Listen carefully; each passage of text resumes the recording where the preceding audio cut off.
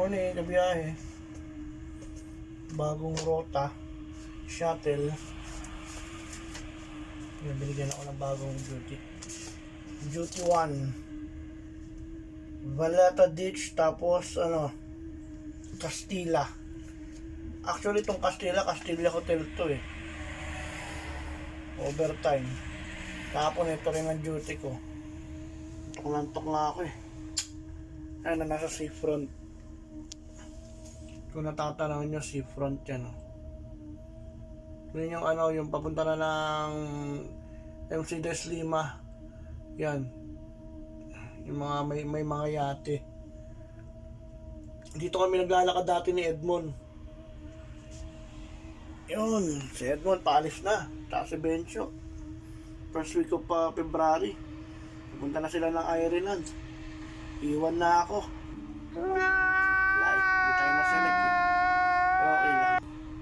At sana matupad na nga yung sinasabi nila eh, 9 euro 40 cents na raw ngayon ng per hour. Sana totoo na.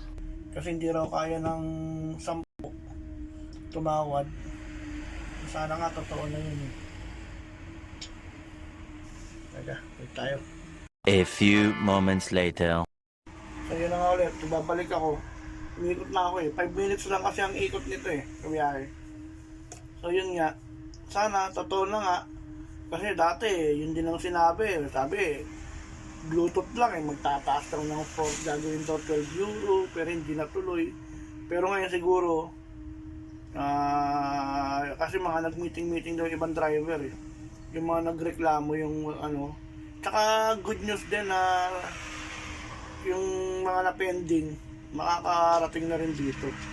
Kasi yun na nga inaasikaso ngayon eh. Dapat talaga ang sisihin dyan yung yung agency, yung Sunway. Kasi ang dami talagang natutusan, ang daming kaltas talaga. Ano ba yun? Ang dami talagang kaltas. Kaya likot. Madaming kaltas na nangyayari sa sahod, kada sahod pag bago ka talaga, training. Tapos yung accommodation talaga may bayad. Kasi ina-expect naman ng mga bago. Kami rin dati, hindi lang nabasa namin sa kontrata eh. Free accommodation. Pero walang free accommodation dito. Kaya yun, dadaan sila sa training, tapos yung sa working permit. Ano yan, 20 euro kada isang buwan, kada sahod. Kaya isang taon nilang dadanasin yung kaltas. Pero yung yung working permit talagang yan, parang unlimited na. Unlimited sa kontrata na yan yung working permit kasi nga eh. Pero pag ikaw na nagbayad ng tulad ngayon, ayun pala yung working permit namin ngayon, kami na magbabayad. Tulad niya, magre-renew ako ng ID ngayon. Ako na magbabayad, hindi na ako kakaltasan mo. Excuse me.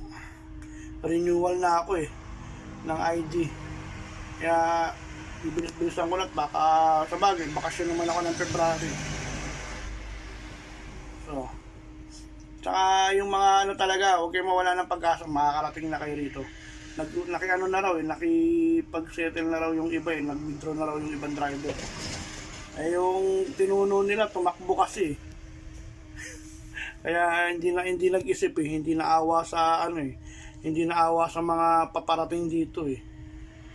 Yun ang kahit saan ka magpunta, kahit mag-strike ka, hindi mo talaga kayang talunin ng kumpanya. So, kabiyahe. Ciao na ulit. Happy weekdays.